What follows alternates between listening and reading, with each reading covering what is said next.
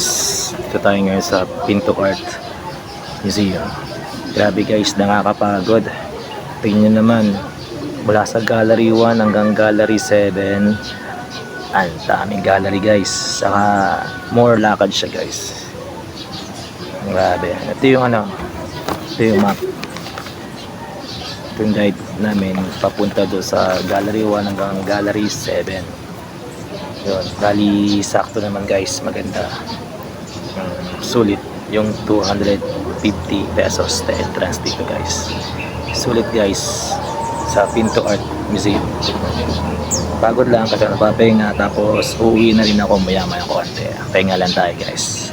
Kasi nakakapagod. More lakad siya. Puti na nga lang hindi umulan. Makulimlim siya guys. Saka malamig yung simoy ng hangin. Yan, pasang-pasa na yung damit ko guys. Puro pawis na. Sheesh, grabe. Pero sulit naman guys. Kaya ako sa inyo guys, punta nyo dito sa Pinto Art Museum, Antipolo City.